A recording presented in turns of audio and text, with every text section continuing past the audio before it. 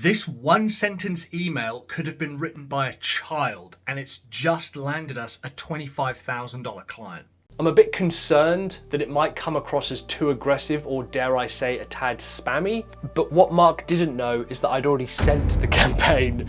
There are $25,000 clients out there waiting to be sold to, and I want to show you how one failing, stressed, debt-ridden agency owner turned his business around by finding a hidden group of $25,000 clients who wanted to buy from him. And I want to share the one sentence email that closed his first $25,000 client. Mark went from being overwhelmed with debt and stress to uncovering a secret group of clients, each ready to pay him $25,000. However, there's a massive challenge that Mark had to get past so that he could find those high-ticket clients. And if he didn't do it fast enough, his debt would continue to grow and he'd have to fire his team, or worse, shut down the business completely. Now, this would mean that he wouldn't be able to provide for his family and he'd have to get a job, something he wanted to avoid at all costs. But there's another huge problem. Mark had no idea how to justify such a high price. The most he'd ever charged before was $5,000. He had no idea where to find leads and clients that wanted to pay that much. And Mark didn't have any special connections or networks that he could tap into to magic up some new customers out of thin air. When Mark first started, his agency did really well. He came from the financial services sector,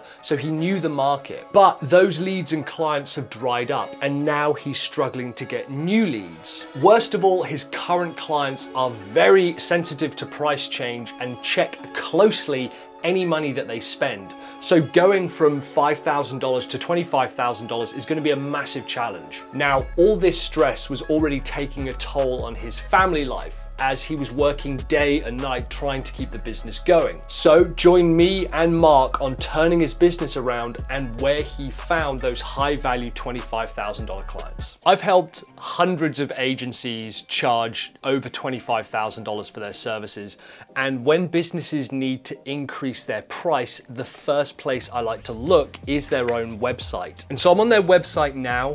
It's quite corporate and very bland. I mean, it's very professional, you know, like it looks nice, and I appreciate that they don't want to go for a crazy out there design style, but it doesn't really say anything. It's just the same sort of stuff that everyone else says. Like this bit here that says we offer marketing solutions, e-commerce, websites, and SEO. It's just a lot of marketing jargon that makes it difficult to understand what it is they actually do. I've also joined their email list. Now, they don't send regular emails, but the emails they do send are about SEO, website design, and social media. It's almost like they're creating the newsletter for other agencies. Something else that's really common I've noticed is that they have a lot of social media accounts. It's like they've jumped on every new trendy platform. Like they've got a Facebook here, they've got YouTube, they've got Instagram, they've got TikTok. There's a few bits and pieces kind of all over their social media profiles, but it doesn't seem very cohesive or like any of it's been made with a long-term strategy. There's also very little engagement on any of these posts because, again, all of the posts are about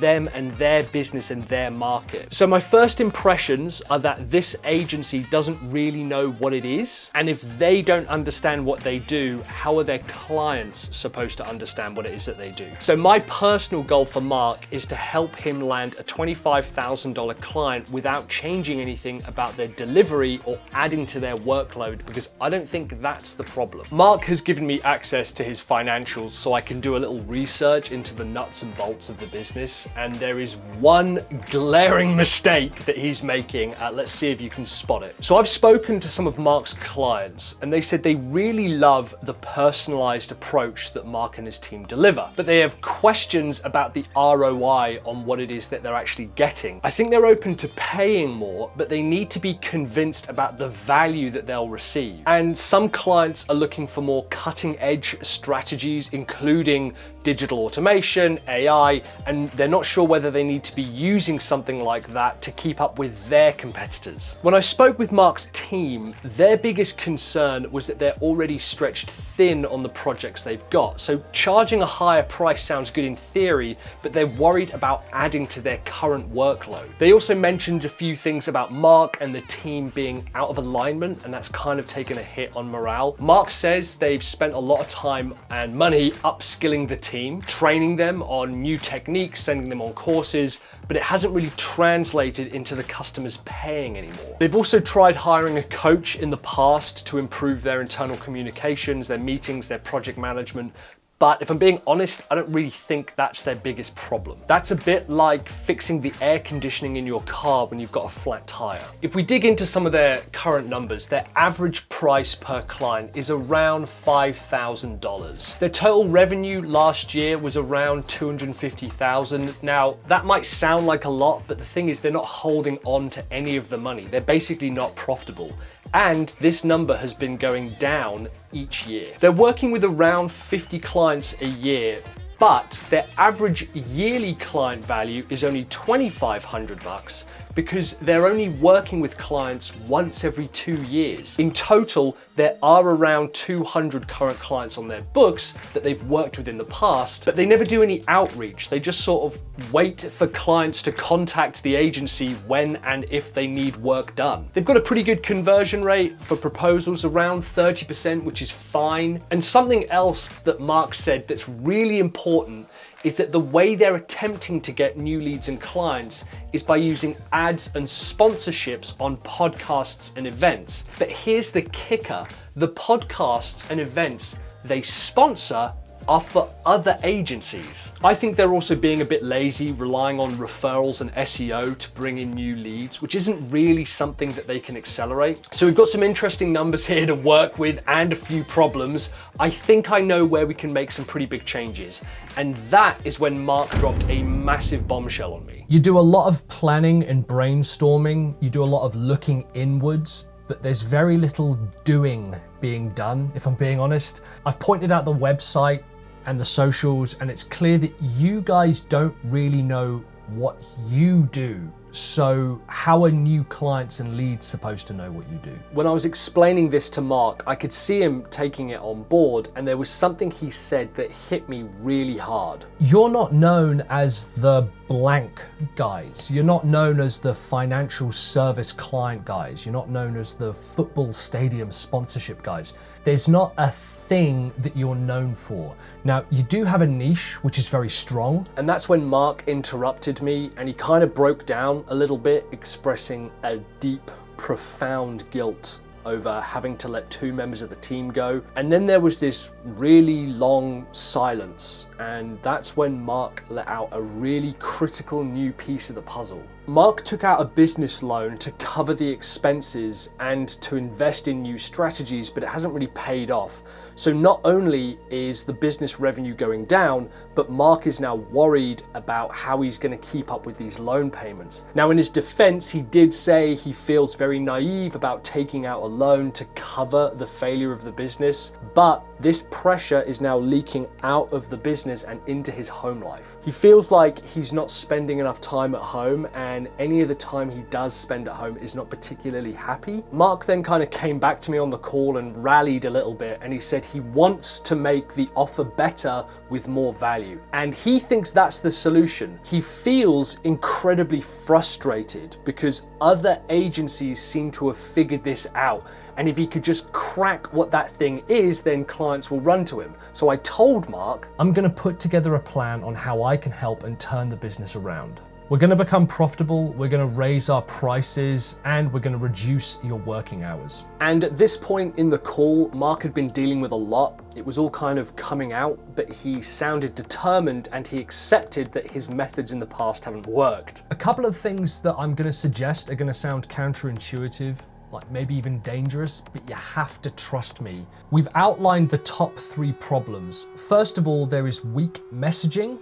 Problem 2 is confusing copy, and problem 3 is that there is 0 outbound marketing. All right, so I've just got off the call with Mark, and it seems to him like the solution to working too much is to work more.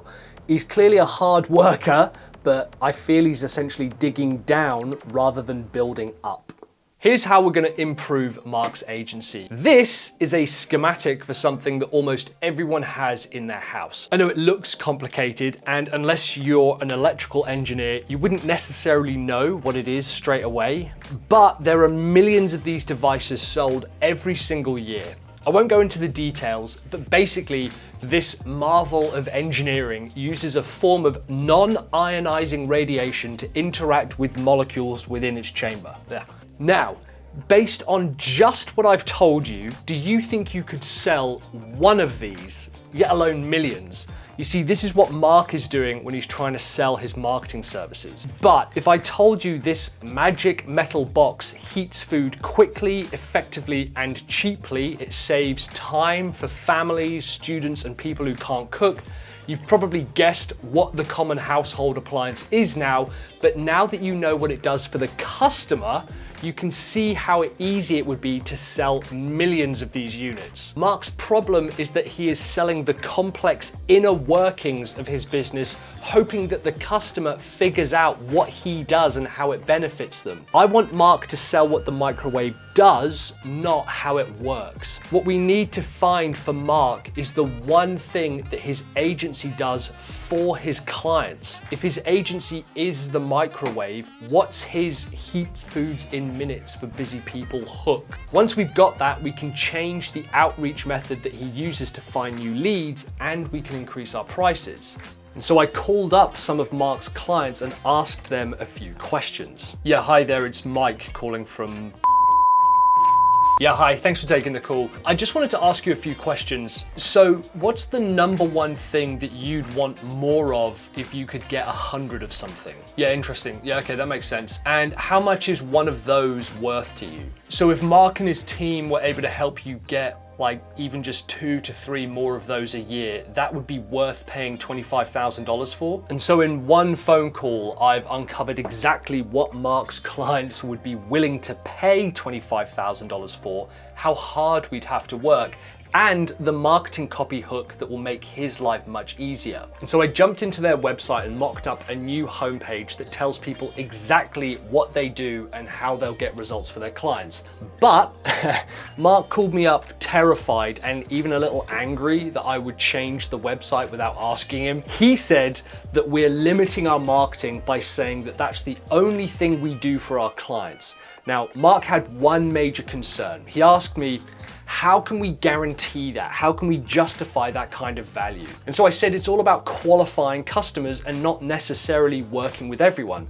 I asked him, have you ever found clients worth $1 million for your customers before? How have you done that? To which he replied, of course we have. Calling their database and targeting a specific niche, booking calls, that kind of stuff. And I was like, right, perfect. So tell me, what do successful financial services businesses have in common? He said that they tend to have a decent list size, they've got a previous portfolio with some results, they usually sponsor an event or two, and usually their founder is a very active networker. I was like, great, so we qualify them. You don't need to work with every business, but focus on the ones that you believe can achieve outstanding results. It's all about quality over quantity. And that's when I created a simple outreach email to send to a specific list, and I'll show you who we sent it to in a minute. If you remember that one sentence so simple that a child could write an email that I mentioned earlier, it's designed to get leads to book calls. And this is when I received this email from Mark. I've been mulling over the email draft for our new program aimed at financial service businesses looking to land an additional $1 million client. I'm a bit concerned that it might come across as too aggressive, or dare I say, a tad spammy. I'm all for being bold and direct, but I just want to ensure that we're also maintaining that level of sophistication.